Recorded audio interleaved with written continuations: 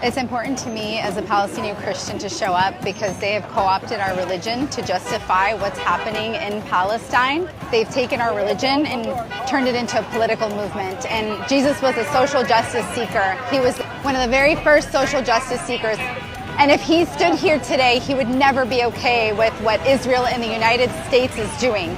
The way that they are terrorizing the Palestinians, the children, the amount of children, the bloodshed, he'd never stand for that. He'd be in the rubble with them.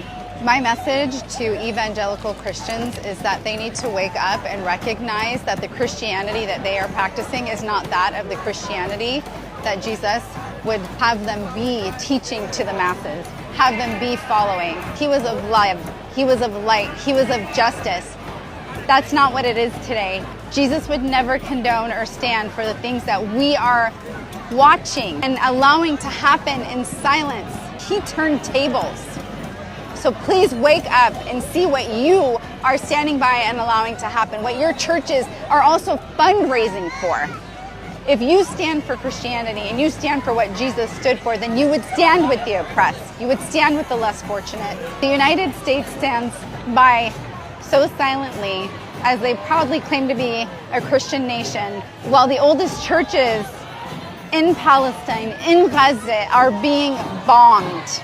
They called them and told them to evacuate the last standing church, and the priest had to tell them, we're not leaving. And when you decide to bomb us, let us know. Give us 10 minutes to congregate together so that we can all die together. How do we bomb churches? How do we bomb hospitals? As a healthcare worker, I cannot imagine having to work in these conditions. You take an oath to serve and to stand for those that are ill, and they're killing them.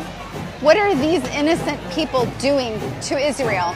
If you can precisely go into other countries and take people out with precise provocation, and yet you aimlessly bomb the innocent children and people in Gaza, how does that make sense? People need to start thinking about what we're seeing and how it doesn't add up. How many times have we come to a ceasefire agreement and Israel violates it?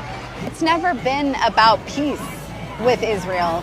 It's been about land theft, it's been about land grab, it's been about money, and it's been about the occupation of a people. They dehumanize us to the world so that they can take what they want, and that is our land, that is our culture, and that is to completely erase us, and we're never gonna let that happen.